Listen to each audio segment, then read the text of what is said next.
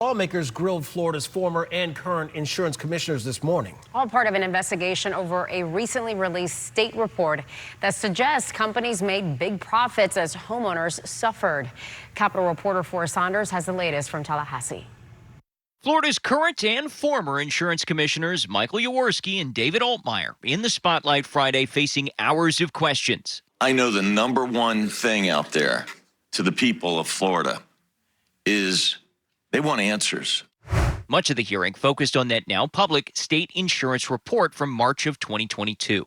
Initial findings suggested from 2017 to 19, insurers handed over about $14 billion to affiliated companies through state-approved agreements. It's a common practice that can raise profit margins for parent companies in regulated industries.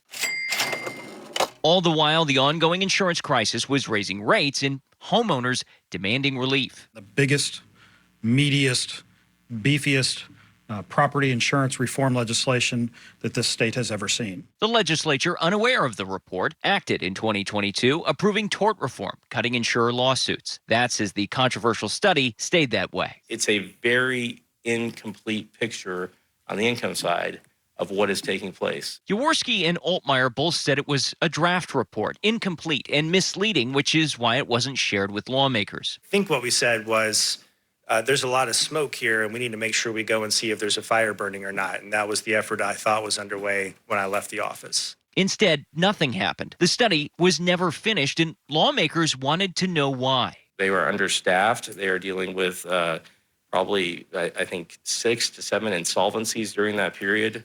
Multiple companies under supervision. I think it just got wound up in a very overwhelming time. Honestly, Okay. I'll wear that one on the chin. I think I directed the staff to do the work, and I think, as I mentioned a moment ago, I moved on to focusing on other things and should have probably checked with my staff to make sure things were going. The excuses weren't enough for some. How does the office justify receiving this report that seemed to indicate $14 billion went to affiliates and they just dropped the ball because they were too busy? So are you claiming personal responsibility for some of the insurance issues we're having today?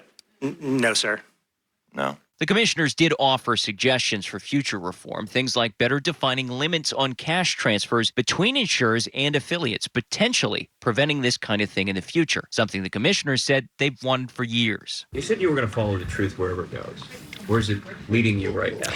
I think it's still unknown where it's going, right? But I still think there's more to do. I think that's the one that came out of today, too, was a lot of unknowns. Chair of the committee, Rep. Brad Yeager, said he was far from done, vowing again to speak to all stakeholders, insurers potentially included. That's as Democrats said they wanted more than answers, but action. We're trying to get to the bottom of this, number one. Number two, we do want an actual completed report. As a matter of fact, I'm going to say that we want to continuously have reports like this so that we can make the best decisions for the citizens of Florida. At the Capitol, Forrest Saunders, WPTV News.